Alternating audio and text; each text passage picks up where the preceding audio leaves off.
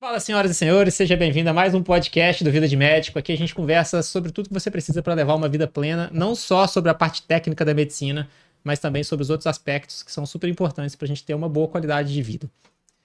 Hoje você vai escutar uma pessoa, Eduardo Kesselman, que é uma pessoa exemplar para a gente dentro da oftalmologia, mas também que leva uma vida muito bacana fora da oftalmologia, fora da medicina. E a gente vai discutir muito sobre isso. Vocês vão ter a oportunidade de escutar as histórias dele, o que ele fez de certo na vida dele, o que ele ainda faz de certo, na verdade, o que faz de errado, o que tem de ensinamentos para passar para vocês. E vocês têm umas histórias muito interessantes. Vocês vão ver a história de uma pessoa que disputou o Campeonato Mundial de Natação, que já foi na base do Everest, que já subiu o Kilimanjaro, que aproveita a vida, que consegue levar uma medicina de alto nível e também não deixa de aproveitar as outras coisas da vida. Muito obrigado, Eduardo, por você estar aqui com a gente. É uma honra poder participar aqui, escutar suas histórias. A gente já conversou em outros momentos e é por isso que a gente queria trazer você aqui, para que você possa levar essas histórias para mais pessoas também, para a gente lembrar que a vida tem muito mais coisa para curtir do que só da medicina, né? Bom, obrigado pelas palavras gentis. Vamos tentar aqui resumir, contar umas histórias para vocês, né? Você já deu uma prévia aí, mais ou menos, né? Eu vou fazer 63 anos agora. Eu venho de uma época que a medicina, que a gente estava conversando aqui antes, né? Que tinha muito menos médicos no mercado, né? Hoje em dia tem uma avalanche de faculdades e isso implica, inevitavelmente vai implicar numa remuneração menor para os médicos daqui para frente. E isso vai ter um impacto nas escolhas que as pessoas fazem, né? Eu venho numa época que talvez estava melhor, né? E pude, durante a minha vida, isso me deu uma certa situação confortável de realizar coisas que eu sempre imaginei. Então, vamos lá, vamos por partes, né? Assim. Deixa eu só te fazer uma pergunta. Você acha que... É uma dúvida que eu tenho e que eu gosto de perguntar para as outras pessoas. Você acha que hoje é melhor? Porque tem mais acesso à informação, porque a gente tem mais formação, porque tem acesso a discutir casos com muita gente? Ou você acha que está pior porque a competitividade está muito pior? Eu acho que em termos de informação, realmente tem muito mais. Você pega o celular, se informa, discute, tem mais colegas para discutir e tal. Mas em termos de mercado, eu acho que está mais complicado, né? A situação com plano de saúde, com concorrência, enfim. Tem muita gente e é lei da oferta e da procura. Quer dizer, independente... Vocês aqui são colegas diferenciados, mas não tem como não espirrar alguma coisa para isso, né? A remuneração é menor, enfim. Isso, a impressão que eu tenho é que isso vai piorar. Não, desculpa, Edu, mas assim, tentando colocar É uma boa pergunta essa, Valoró, porque é uma coisa que eu sempre brigo com meu pai, a gente sempre discute com meu pai. Ele sempre fala, na tua época era mais fácil, porque isso, aquilo. Ele sempre fala para mim, toda época é difícil, porque você está vivendo naquela época e você tem que resolver os problemas daquela época, né? E assim, eu brinco com ele, eu falo assim, mas na sua época você tinha o seu consultório, você tinha uma placa na porta, um telefone na mesa, e você estava no hospital de referência, a sua carreira estava criada, né? Agora você tem que se preocupar com o Instagram, preocupar com o Google, preocupar com CEO SEO? SEO e, enfim, coisas que saem completamente na medicina, né? Fazer gestão, todo mundo aqui, a gente sai, conversa de gestão, problemas de gestão, que é uma coisa que meu pai, ele respondeu, eu tive que lidar com 3 secretárias, eu tive que lidar com 3 consultórios de um momento, enfim, como é que, se você somar e dividir, o que você imagina que você pensa que é a carreira médica de 30 anos atrás, quando você começou, e de agora? Que você acha que é mais difícil ou mais fácil? Ou igual? Eu acho que é igual, eu acho que a remuneração tende a diminuir. A carreira médica, eu acho que é igual, assim, né? Hoje até com a tecnologia, mas você tem mais subespecialidade do que tinha antigamente, mas a concorrência é inevitável que a remuneração do médico tende a diminuir, né? Eu acho que nesses 2 pontos eu concordo, assim, mas uma coisa que a gente queria saber também, e questão de resultado para o paciente, assim, você percebeu que a medicina antigamente, porque desenvolvimento de novos aparelhos, diagnóstico, etc., você acha que mudou? Sim, assim, hoje você tem indicações cirúrgicas para coisa que há 20, 30, 40 anos não tinha, você tem, no nosso caso, que é oftalmologista, lentes mais sofisticadas, né? Tratamentos, injeções que antigamente não tinha nada para fazer. Sim, a medicina, a ciência evolui, né? épocas mais rápidas, épocas mais devagares, né? Mas eu acho que, então, voltando, mas certamente que a qualidade pro paciente, o atendimento do paciente, a resolução de problemas que antes, de doenças que antes não tinham tratamento, isso está evoluindo. O que eu estou comentando é que, para o médico, a impressão que eu tenho é que vai haver uma diminuição da remuneração aí ao longo dessas décadas. Importante, né?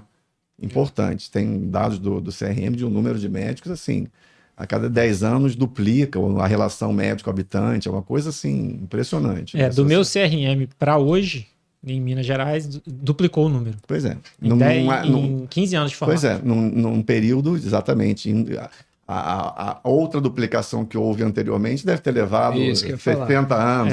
Porque não é exponencial. Pois é. E o meu de São Paulo também. O meu de São Paulo também já duplicou há muito tempo. A velocidade lá foi muito maior. Sim, é isso. Então, assim, obviamente que se você diferenciar tecnicamente, você consegue, né, vamos dizer, consegue aparecer, mas não tem como não espirrar, vamos dizer assim, né? Não... então, essa é uma... Então, por exemplo, no meu caso, eu acabei a residência, eu resolvi... botei na cabeça, eu sempre fui empreendedor, quando eu era jovem, eu montei coisas e tal. Que coisa você montou? Depois você conta essa história. Eu fui, então... Depois. Conclui. Eu fui DJ... Aí sim, né? Dos 15 aos 30 anos, até acabar a residência. Eu trabalhava, durante 15 anos, eu trabalhei toda sexta e sábado. The 70 Show? Toda sexta e sábado eu trabalhava. Enfim, eu vendi salada de fruta na praia durante uns 2 verões, entendeu? Então, assim, eu sempre trabalhava muito, sempre, vamos fazer... E eu resolvi montar um hospital, que enfim, montei um hospital hoje em dia em subúrbio do Rio de Janeiro, que é uma coisa que hoje, isso, por exemplo, que eu estou falando, se tornou hoje inviável ou muito mais arriscado, muito mais difícil. Quer dizer, você vai botar... É isso que eu estou falando, as oportunidades, uma coisa que era um lugar subúrbio que não tinha, ou tinha coisas muito pequenas, hoje já, até o suburbão já... É mais difícil, ficou mais difícil para o médico, mais concorrência, por quê? Porque tem mais gente, né? E além de mais médicos, a nossa profissão atraiu os business, né? Quer dizer, os players não são só médicos. Antigamente os players eram médicos, hoje o player é banco, grupo de investimento, o jogo se tornou mais complicado, né? Então, em termos de remuneração, eu acho que vai vir aí uma época difícil, né? Mas isso Mas assim, você acha que... Tudo bem, eu também concordo com você, que a remuneração tende a... diminuir. Como classe, tende a achatar ao longo do tempo. Isso. Mas, eventualmente, as pessoas conseguem. Sim. Né? O que você... Eu tô te perguntando isso porque você é mais experiente que a gente, e você viu muita coisa dando certo e muita coisa dando errado nas pessoas que você acompanhou durante a sua vida. Você viu aí residentes bons, residentes ruins, e viu o que aconteceu com eles ao longo do tempo. Você consegue ver mais ou menos um padrão de... Assim, eu gostaria de sugerir, assim, as pessoas que têm esse comportamento conseguem ter um sucesso maior. Eu acho, assim, número 1, essencial para o médico ser bom, né? Quer dizer, ser uma pessoa capacitada, estudiosa, capaz, isso aí, independente para onde ele for, né? A pessoa tem que estar qualificada, isso é o número 1, né? E depois...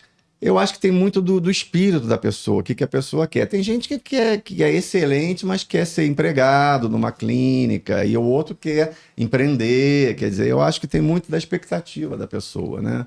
Tem gente que prefere, entre aspas, assim, ganhar menos, mas não ter a apurrinhação de tomar conta disso que você falou, né? De ter que tomar conta, empreender, Instagram, e não sei o quê, e funcionário. Ele quer entrar lá, trabalhar, fazer o trabalho excelente, virar as costas e acabou. E tem gente que quer, eu vou comprar um aparelho, vamos montar uma filial, vamos...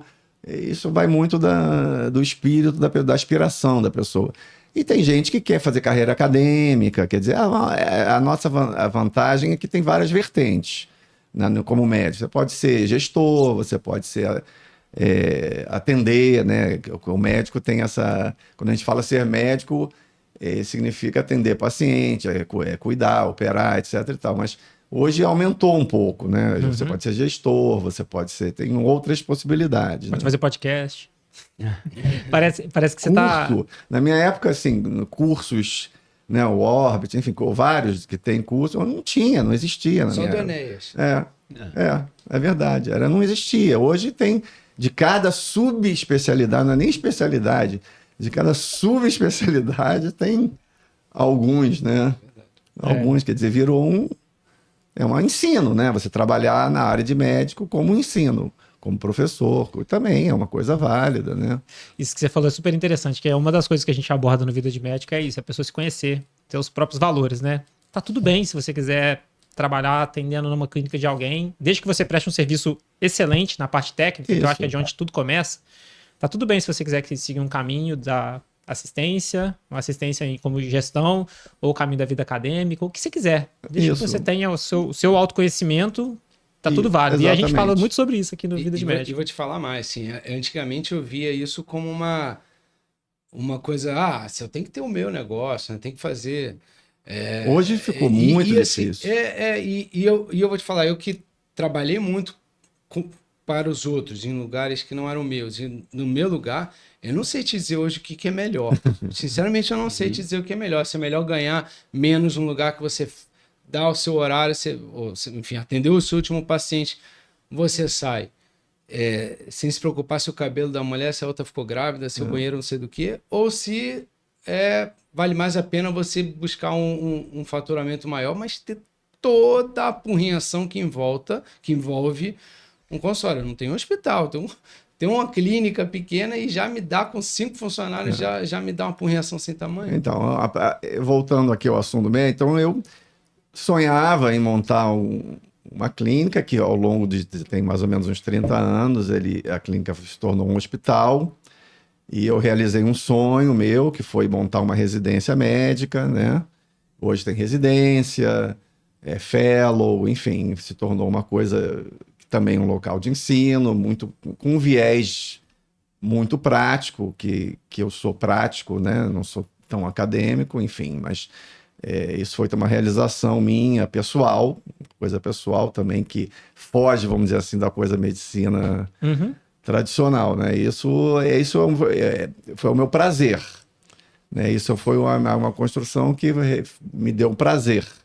Não foi uma coisa de remuneração, não ganho mais, dá uma dor de cabeça. Isso que eu ia te perguntar. Enfim, nossa, o hospital tem 100 funcionários, imagina.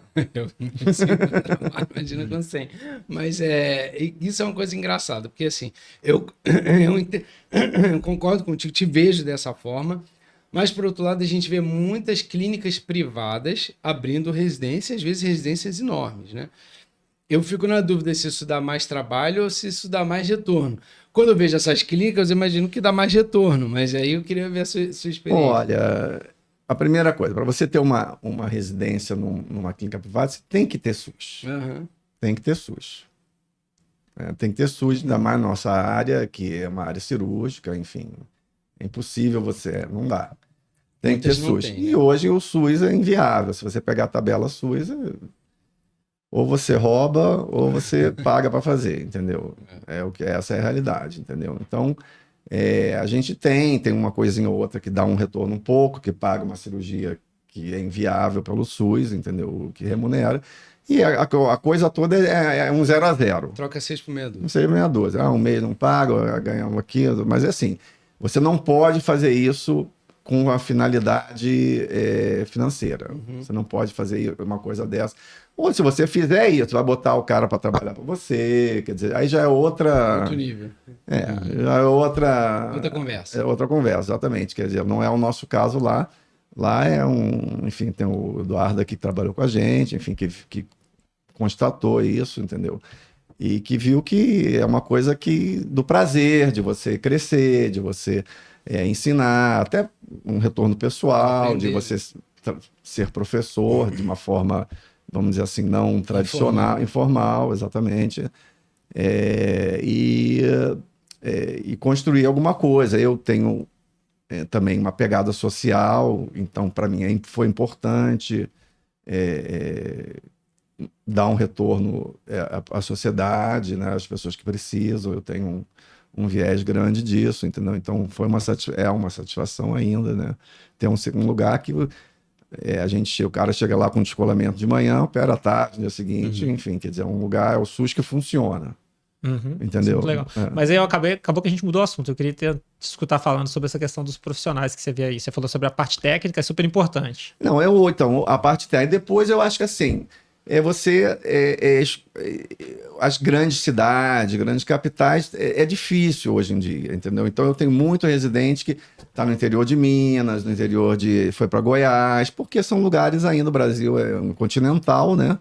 Então, que são lugares que ainda dá para a pessoa que quer empreender, a pessoa que quer ter o seu consultório, o seu negócio, etc e tal.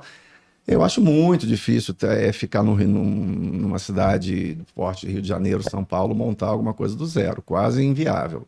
O jeito da remuneração que você tem numa consulta para você manter um consultório, funcionário, as luzes, o contador, o que remunera um convênio, é quase impossível. Você pode ir para a parte privada, mas também você tem que ter fôlego, porque a área privada, ótimo, mas é um negócio que demora muito a decolar, entendeu? E mesmo assim, no meio do caminho, alguns morrem, né? Entendeu? Não é todo mundo que consegue. Você tem que ter um suporte financeiro, enfim, de família, alguma coisa assim, para tentar, vamos dizer assim, o rumo particular.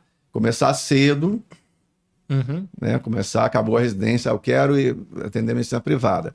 Monta lá, vai trabalhar os outros dias para bancar um negócio que pode decolar ou não. Que é importante porque hoje não é incomum, em diversos comentários a gente vê que as pessoas estão querendo um imediatismo muito grande, né? De tipo assim, eu quero sentar lá e eu quero já atender uma agenda de 10 pacientes particulares cobrando 500, 600 Da minha reais. subespecialidade. Exato. Né? Só quero atender, retina e pronto. Assim. Até sobre isso, eu acho que é um assunto super importante isso daí, né? O pessoal mais novo, existem conflitos de gerações e sempre vão existir, normais, algumas coisas justas e algumas coisas existem um extrapolamento de algum dos dois lados, né? Mas esse eu acho que é um ponto super importante que o Edu tá puxando, que eu vejo que o pessoal mais novo tem um imediatismo muito grande que não era uma coisa que eu via meus pais, por exemplo. Meus pais tinham uma resiliência no processo que era totalmente diferente do que as pessoas mais novas têm hoje. Você viu a sua geração, a nossa geração, que é um pouco mais nova que a sua, e a geração de baixo também acontecendo, já que você está passando por esse serviço de residência durante esse tempo todo. E qual que é a sua impressão sobre isso? Então, o que tem de positivo e de negativo nessas mudanças? Eu acho, novamente, depende da sua aspiração. Por exemplo, no meu caso, eu saí da residência, eu quero montar uma clínica que se transformou no hospital. Foi isso que eu era no subúrbio. Essa foi a minha escolha. Não dá para ter tudo. Não dá para, né, você ter ali não dá. Você tem que sentar e investir na tua escolha. Se você quer ir para o rumo privado, a medicina privada, tem espaço, quer dizer, mas é isso que a gente conversou. Não é uma coisa que você vai sentar hoje, você vai atender um no primeiro mês, 3 meses depois atender 2, 6 meses depois. Então, é uma coisa devagar, lenta, é uma coisa que você precisa se manter até a coisa andar, né? E não é todo mundo que tem uma parte grande que eu já teve colegas meus que aconteceu, que começam e tem uma hora que, olha, não está andando e volta para uma medicina de convênio, etc. Enfim, porque não conseguiu, né? Então, é uma escolha. O que eu falo para quem quer fazer, número 1, começa cedo. Porque não dá para começar aos 50 anos. Começa cedo. E se você tiver uma coisa privada e de convênio, que seja longe, senão você concorre com você mesmo, né? Entendeu? Você tem que escolher, ou eu vou para cá ou eu vou para lá, ou se for as duas coisas, que seja bem distinto, porque senão não anda, entendeu? E se você tiver uma situação financeira que lhe permita fazer isso, ótimo, porque é demorado e algumas pessoas não conseguem, né? Porque o mercado está muito difícil, especialmente em lugares de cidades grandes, né? Especialmente porque assim, você tem 30, 40 anos aí de ver residente, eu tenho 20. E eu percebo que o nível geral da qualidade do médico, e assim, tudo bem, você não espera que ninguém saia sabendo as coisas, né? Mas você espera que a pessoa seja interessada. E eu percebo, nesses 20 anos, eu percebi uma queda muito importante. Não sei se eu que estou ficando rabugento ou se realmente isso aconteceu. Você percebeu isso, não? Tem, Ou não? assim, Caso do verbo. não, assim, eu tenho ano que entra residente 5, um super interessados, é muito variável. Acho. Variável, não dá para criar uma regra. Não, mas é É muito, engraçado aí tem que- gente que se encontra no, assim, eu, no meu caso, eu me realizei na medicina quando eu comecei a operar na residência. Até lá, eu gostava, não me encantava a profissão, entendeu? Então, tem gente assim que foi um aluno normal, médio, e se encontra na residência, enfim, é muito variável, né? Assim, tem anos que tem gente muito boa, tem anos que tem gente fraca, assim. Então eu sou rabugento mesmo.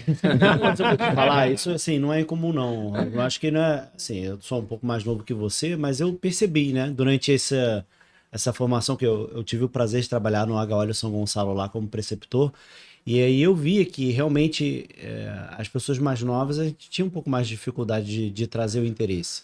Tanto é que chegou um momento que as pessoas que estavam lá que eu ensinava eram pessoas que eram proativas e queriam aprender. E eu deixava muito bem claro, olha, isso aqui é para o seu benefício. Se você quiser ir lá aprender, eu vou estar lá para te ensinar. Mas também se não tiver, não tem Eu problema. acho até que a coisa do ensino mudou muito da minha época para cá.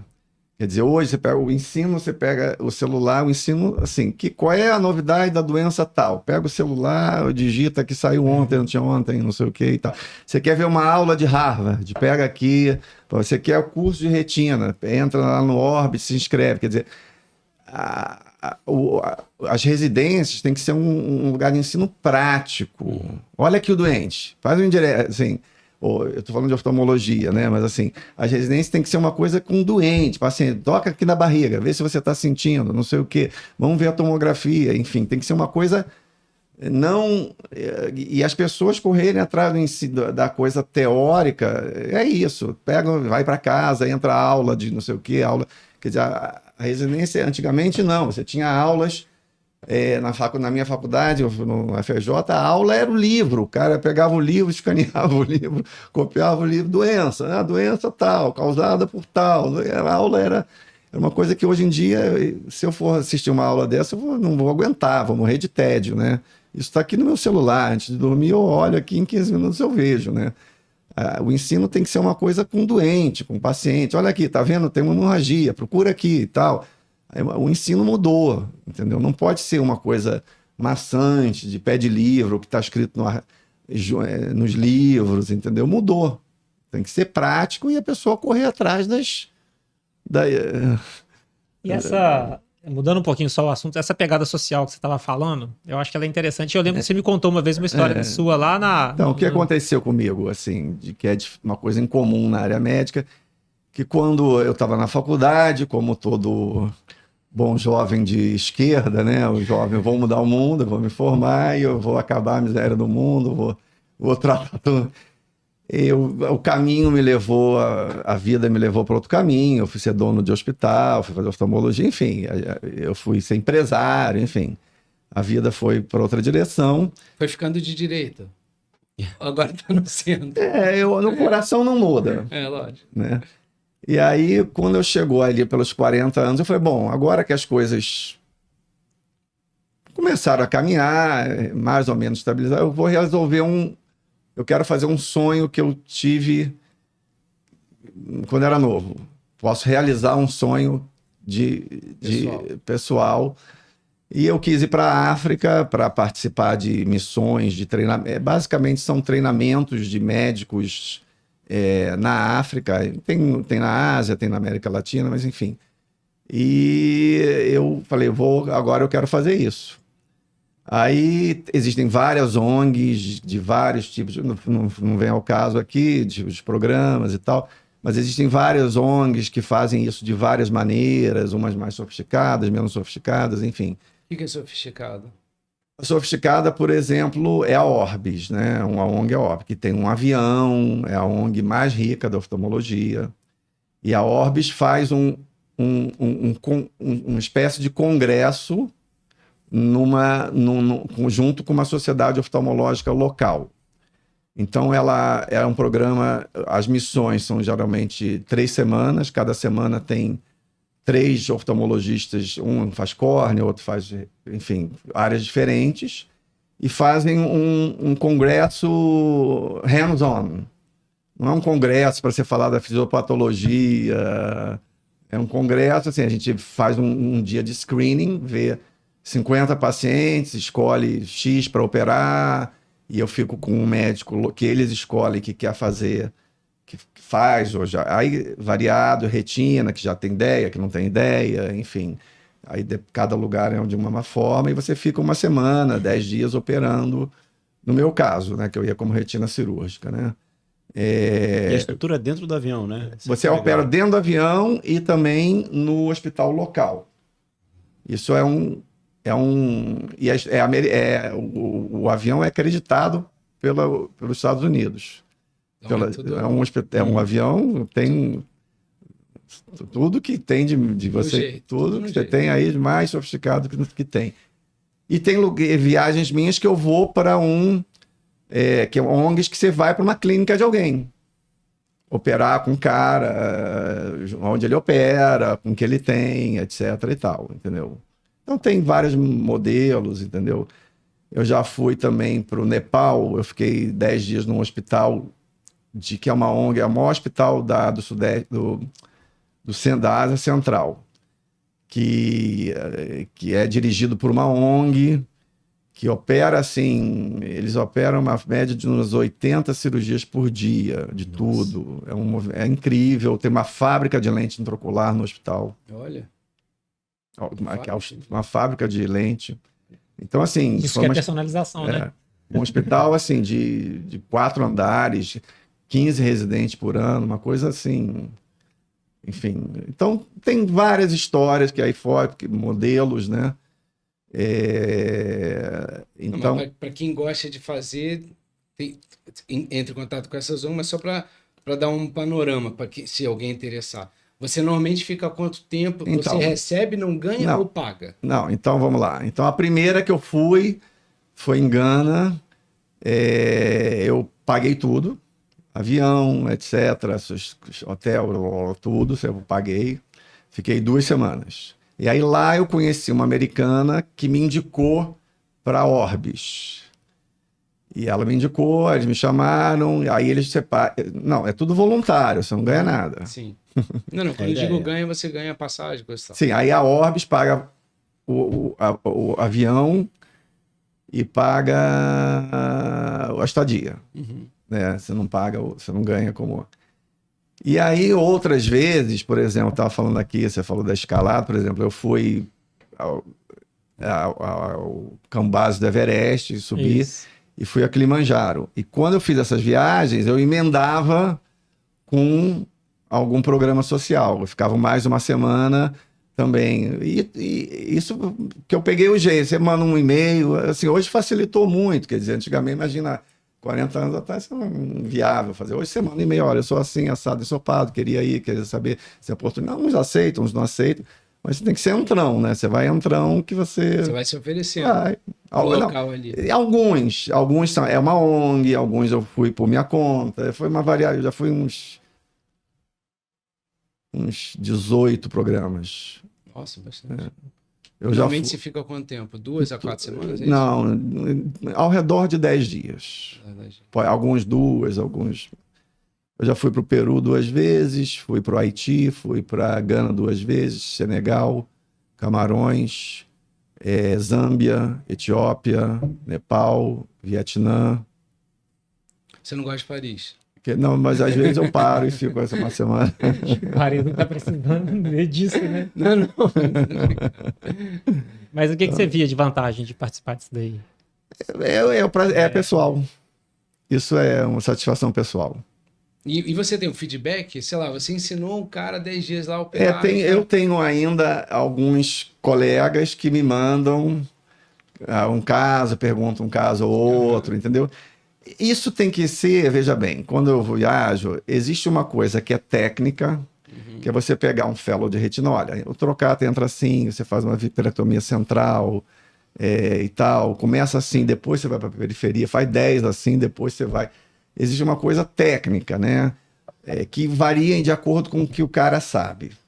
entendeu? Eu ensino muito buckle, que é uma coisa mais barata, pneumática, eu faço questão de ensinar, porque são lugares pobres, são lugares que você consegue, você tende a indicar coisas mais baratas, exatamente.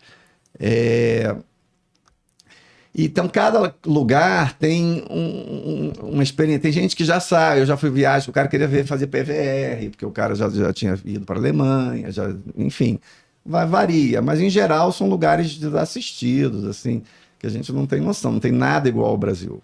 Nada. Alguém já falou, vai para o Nordeste. Gente, não é nada. A África é um mundo que só quem foi lá consegue... ter uma ideia, é um mundo à parte, né? Eles estão em 1500, né? É assim. É incrível. Conta uma história pra gente aí que te marcou disso. Olha, eu fui agora, não é história, fui agora, por exemplo, Nepal, eu falei, é um hospital que eu fui achando que era uma coisa mais precária, cheguei lá num lugar tinha tudo de tudo, numa sala fazendo num dia 8 retinas, na outra não sei quantos estrabismos, assim, um lugar incrível que funcionava toda, público, não é público, mas assim, para a população, quer dizer, me espantou assim incrivelmente como os médicos, todo mundo, e na Inglaterra, um nível excelente, entendeu? Então isso é uma coisa. Outra coisa em Zâmbia, por exemplo, que já é diferente, eu fui para o interior de Zâmbia, para uma clínica que tinha um faco e surgiu com essa história do Kilimanjaro, que era lá, e era uma clínica que atendia mais ou menos 8 milhões de pessoas, um oftalmologista. Um oftalmologista, Isso, 8 milhões de pessoas. A região dele era o sul de Zâmbia, Zâmbia tinha 20 oftalmologistas, mas nessa região eram 8 milhões de pessoas para um cara. Nossa. Então tem, por exemplo, lá tem um curso técnico para fazer catarata. Você não precisa ser médico. Eles estavam treinando 3 caras técnicos para fazer catarata. Só para operar, né? Só para operar. Entendeu? E aí eu fiquei lá uns 8 dias. No primeiro dia eu fiz screening, né? Era uma casinha dessas que a gente vai para, sei lá... Chalé. Uma casinha aí lá do Acre, assim, bem no interior. Uma casinha que tinha um centro cirúrgico, uma salinha que o cara improvisou. E no primeiro dia eu vi uns, sei lá, 60 pacientes, enfim. E uns era para laser, uns era cirurgia, uns eram inoperáveis, enfim, a gente viu de tudo e foi marcando durante o dia. Olha, amanhã tanto, terça tanto, foi dividindo durante o dia. E tinha um varandão, assim, tinha uma área verde, né? Era no campo. E todos os pacientes acampados. Nossa. O cara que eu ia fazer um laser na sexta, no último dia, 10 dias depois, ficava 10 dias acampado lá, esperando para fazer o laser. Quer dizer, é uma realidade que a gente não... Totalmente fora do padrão, né? Não tem. Aí eu me lembro agora, contando a história, quando eu fui para a primeira, que já tem tempo, que eu fui para Gana, né? Eu fui para a retina, mas a clínica também fazia catarata. Era assim, era uma Kombi que ia no interior e trazia os pacientes. Eles faziam um screening, que era tudo técnico. Tá vendo? Não tá vendo? Tudo catarata branca. Tá vendo? Não tá vendo? Ela marcava um dia, a Kombi ia lá, pegava todo mundo, trazia para a clínica. Eles operaram, um cubano que operava, meu contato com o cubano, operava. Os pacientes dormiam no chão, cada um levava bananeira, uma folha de banana com uma pamonha para comer à noite, dormia, bota um cotonete, todo mundo no chão para rever no dia seguinte, para ir para voltar e com colírio um mês e voltar, acabou, não tem revisão, e não... Olhou no dia seguinte, tá bom, o colírio por um mês. Retina cirúrgica, lógico, esquece, né? Esquece. Então... Em Gana, quando eu fui, isso aí, uns 30 anos, sei lá, 25. Eram as primeiras cirurgias de retina de Gana. É mesmo? E hoje o cara tem, você está falando do retorno, hoje o cara tem um hospital, ele me manda, ele vai à academia, o cara constrói, então, um hospital de retina, com macros, quer dizer, a gente acha que a gente vai ensinar amanhã o cara, não é assim, a gente não é, a gente muitos lugares dessas viagens a gente serve como pô, eu quero que... Você não tem um ídolo da tua residência? Quando você era residência, você viu, pô, eu quero ser que nem aquele cara ali. Ou pode não ser assim, mas pelo menos você... Puxa, é um cara que eu admiro, quero chegar lá, eu quero, né? Então, eu acho que a gente passa muito um pouco isso, né? Assim, da possibilidade do cara... Ser melhor. Evoluir, né? Não é amanhã que o cara vai... É ilusório isso, entendeu? Mas acho importante você sempre destacar que existe um caminho a ser percorrido, que não vai ter nenhum atalho. Não. Né? Não tem Não, a sociedade, as coisas do país, é uma infraestrutura. E, por exemplo, uma coisa interessante também da Orbis, né, que é uma coisa mais sofisticada. Quando eles pousam, tem televisão, imprensa, CNN, se você entrar aí na NetGeo, tem um filme do trabalho deles. Então isso tem um impacto político, né? Quando a carência, falta dinheiro para tudo, né? Nesses lugares falta dinheiro para tudo, né? Então quem vai receber o dinheiro? Quem aparece, quem está na mídia, quem está no jornal. Então, essas coisas criam uma situação na sociedade de solicitar. Então, eu fui, por exemplo, no Peru. Eu fui num lugar chamado Trujillo, uma cidade do norte do Peru. Eu fui 2 vezes, com a diferença de alguns anos. No primeiro ano, na primeira vez que eu fui, na verdade, era também uma casinha, uma coisa assim. A segunda vez que eu fui era um prédio de 4 andares, espelhado, com ACT, com não sei o quê. Por quê? Exatamente. Porque você cria Criou uma coisa lá. Né? Cria uma demanda, então isso é a política aí para você conseguir dinheiro para fazer as coisas. Né? Legal, mas a minha é uma satisfação pessoal. Esse ano, por exemplo, eu devo ir, estou planejando aí, um navio hospital. É um navio que tem, aí já é diferente, que tem todas as especialidades, todas, né? Ortopedia, que fazem cirurgias que não demandam internação longa, né? Assim, cirurgia, alguma coisa de ortopedia, ginecologia e tal, e me convidaram para catarata. Não é faco nem extra, é small incision, sabe o que é, né? Aquela extra... É tipo extra sem ponto. Você tuneliza a esclera, é uma extra sem ponto. Mas é uma extra. Então me convidaram e tal, perguntaram se eu posso ir e tal. Estamos vendo a data. Mas onde que é? Vai dar a volta na ilha de Madagascar. Ó. Coisa, hein? Já era para ter ido em fevereiro, mas eu não podia ir e tal, então talvez no segundo semestre eu vá. Maneiro. E esse você vai juntar com algum passeio também ou não? Mais perto. Depende da patroa agora. Mas Madagascar deve dar para dar uma passada por ali. Acaba se conhecendo. É um navio que vai... É uma ONG americana, chama Mercy Ships. Se você entrar na internet, é o Mercy Ship. Tem 2 navios, é um navio... Um transatlântico. É um CTI, tomógrafo. Ó. Que coisa, hein? Legal. É um transatlântico. Então, capaz de ir no segundo semestre. Muito legal. E essas outras coisas que você estava falando dos outros... que você junta um hábito de você já gostar de passear, subir o Kilimanjaro, vai trabalhar um pouquinho no propósito. Alguma coisa junto. E esses outros hábitos seus aí que você gosta? Eu acho que isso é muito legal, né? Porque a gente tem que lembrar também que a gente tem que viver outras coisas na vida. Então, a vida de médico, né? A vida de médico. Eu acho importante ter um hobby, seja lá qual for, bolinha de gude, jogar carta, né? Assim, eu acho que a gente leva uma vida um pouco sedentária, então acho que o esporte tem uma certa importância. Obviamente tem gente que gosta, tem gente que é meio não gosta de fazer esporte. Eu sempre gostei, eu nadava muito quando era criança. Aí sempre nadei anos, competia do Brasil, nadei no Campeonato Brasileiro e tal.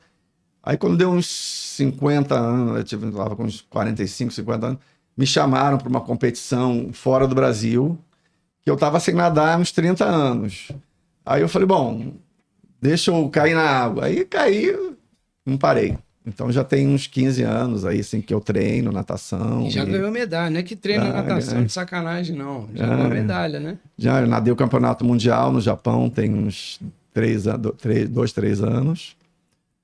Aí fui 18º do mundo. 18º do mundo? É junto com os atletas De verdade, não? Master. Não, Só Master. Só Master. É. Mas na minha, eu nadei com um cara que foi campeão olímpico. É mesmo?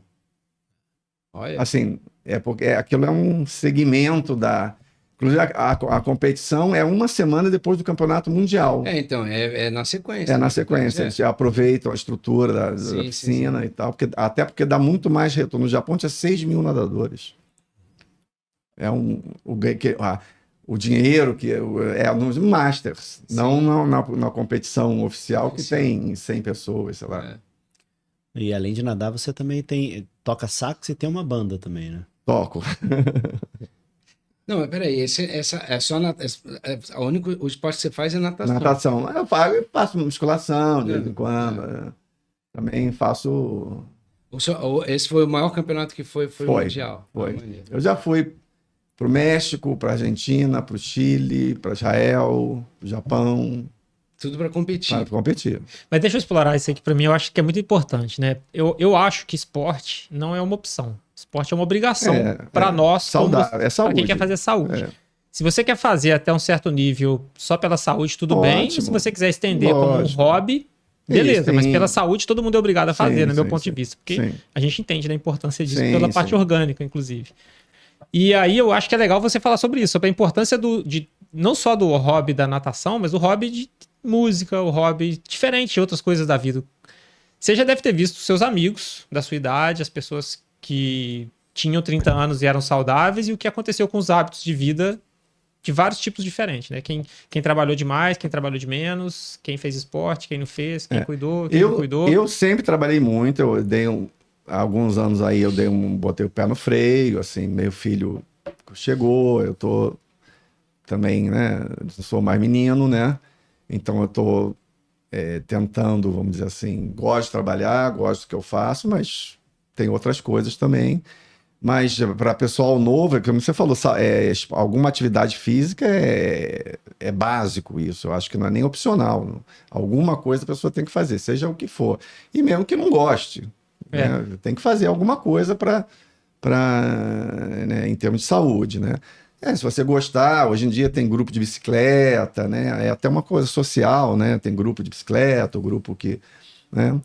E como hobby, eu sei, tem amigos meus que jogam pôquer, vão ao futebol, gosto de ir ao Maracanã, gosto de ir... Enfim, eu acho que aí é pessoal, cara. Tem gosto para tudo, né? Graças a Deus, né? Tem gosto para tudo. Eu sempre toquei, gostava de tocar e toco desde cedo, mas aí com essa coisa de trabalho foi meio anos muito, anos nada, anos zero, anos volta, e vai, volta, e vai, volta.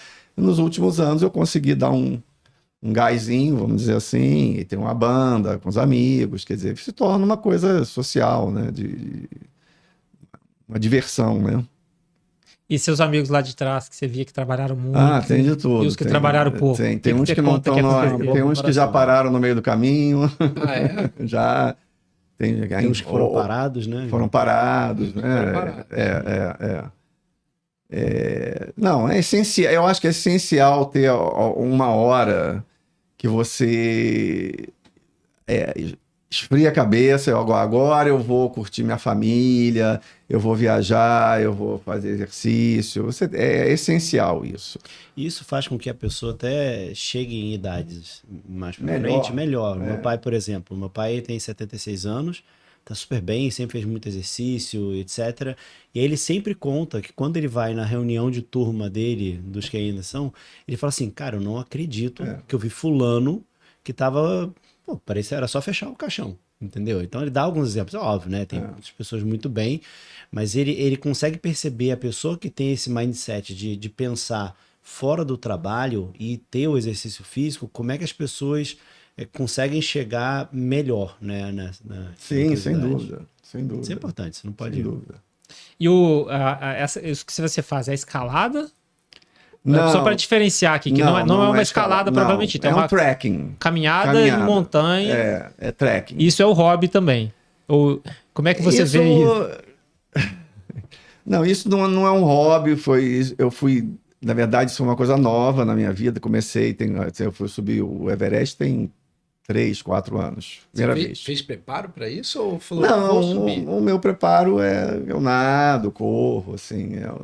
É porque existem vários níveis de subir Não, Everest, né? mas não, isso não É foi, não é escalada. Esse é o ponto. Não, não é Ah, escalada. Subir Everest até o cume dele é uma coisa. É. Você foi até A base, o campo base. Então, aí é outra coisa É outra diferente coisa. Não, para da você escalada, subir pro entendeu? cume, tem que ser profissional, ter licença, já é outra. Ah, Não é escalada, não. E o Kilimanjaro de também não precisa Também de não. escalada, né? O Não. Kilimanjaro é a maior montanha da África, mas que não precisa Não, desse é trekking. estilo.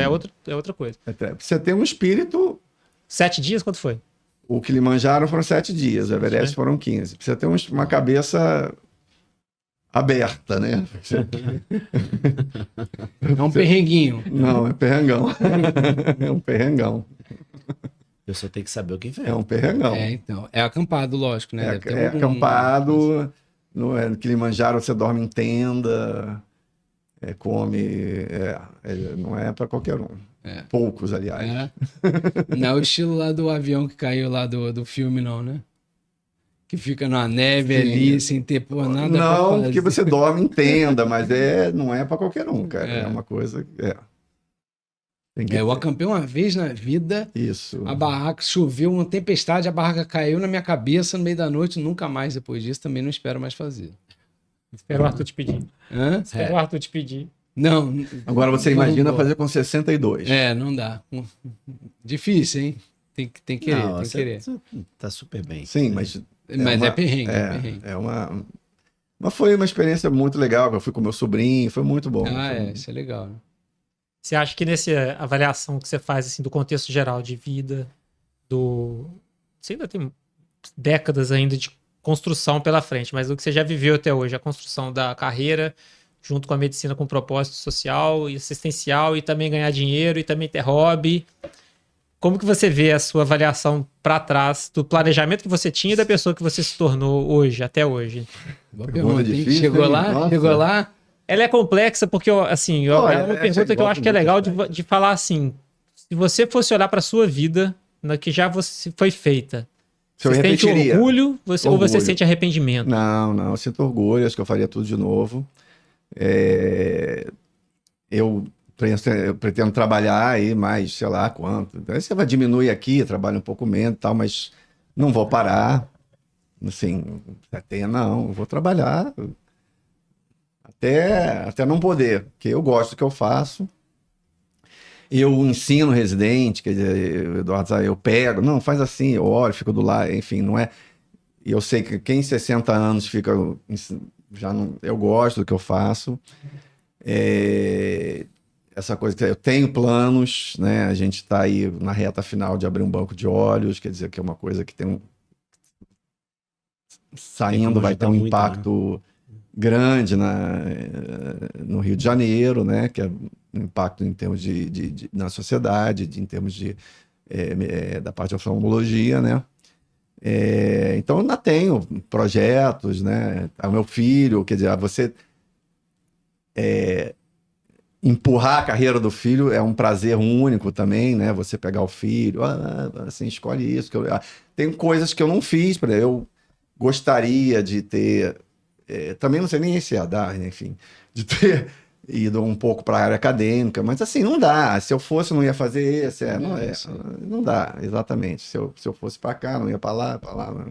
Eu acho que a pergunta é mais ou menos sobre isso mesmo, sobre as escolhas. Exatamente. Porque não tem jeito. Não tem jeito, Exatamente. a gente tem que escolher. Exatamente. Aí você fez escolhas que eu acho que são muito legais. E pelo que você conta, são escolhas que foram conscientes ao longo do tempo, Sim. de acordo com o autoconhecimento que você tinha. Você se conhecia e falava, estou fazendo essa escolha da maneira que eu acho justa e certa. E você consegue fazer uma análise hoje. A gente está um pouquinho a menos de idade. Eu faço essa análise frequente da minha vida. Se as escolhas que eu estou tomando hoje estão me levando para o lugar que eu quero chegar. E mas acho que essa que é a pergunta que eu queria te fazer mesmo, sabe? Não, eu me sinto satisfeito, pleno, acho que não mudaria nada. Não mudaria nada o caminho que eu tomei, entendeu? Já teve uma época que eu falei, eu devia ter montado uma coisa privada, mas aí o que a gente conversou aqui não dá. Você vai para... Não dá, o hospital, a clínica que eu imaginava há 30 e poucos anos atrás, virou um hospital. Então, quer dizer, por quê? Porque estava lá sentado o dia inteiro, entendeu? Senão, a ilusão achar brigando por tudo.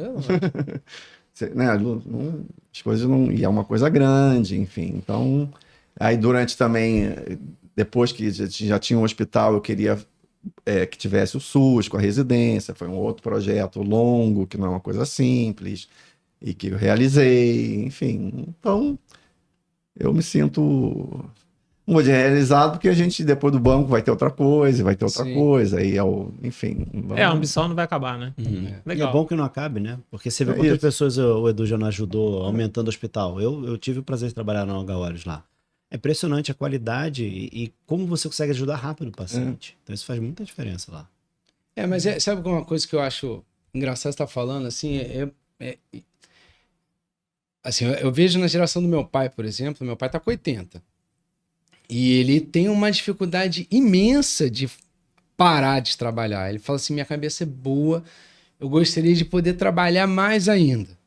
Eu falo assim, porra, pai, não é possível. É uma coisa assim que na minha cabeça, eu com 80 anos, já vou estar de saco na lua de tudo, não vou querer falar nada. Eu brinco assim, a primeira coisa que eu vou fazer quando eu me aposentar vai ser apagar o telefone da minha instrumentadora do meu telefone, vou bloquear todo mundo e vou ficar quieto, entendeu? Então, mas assim, eu acho que é uma coisa geracional.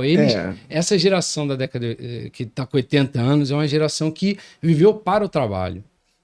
O hobby era o trabalho, o exercício físico era andar de uma enfermaria para outra, a necessidade... e a diversão era o trabalho, e assim, tudo era o trabalho, né?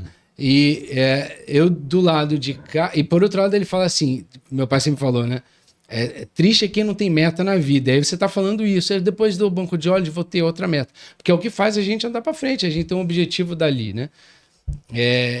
Mas eu acho que, por outro lado, eu acho importante a gente se programar para interromper. Eu não digo não financeiramente, que financeiramente acho que é a parte mais fácil.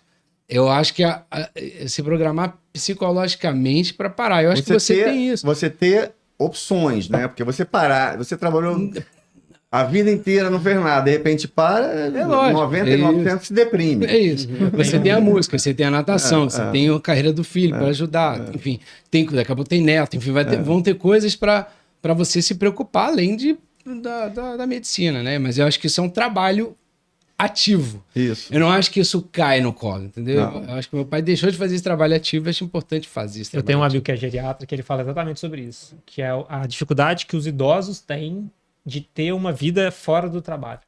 Pessoas que dessa idade, isso é uma causa enorme de depressão. Você acabou a tua vida, né? Você trabalhar, deve se aposenta. A partir de amanhã você acorda, não tem o que fazer. Exatamente. Você não tem lazer, você não tem hobby. Tem gente que já devia estar aposentado, inclusive, não tá, né? Tem gente que já devia estar aposentado e não tá, né? De mais velho? Sem dúvida, sem dúvida. Essa geração, então, 80 anos, esquece, os caras não param, não. Eu tenho um número.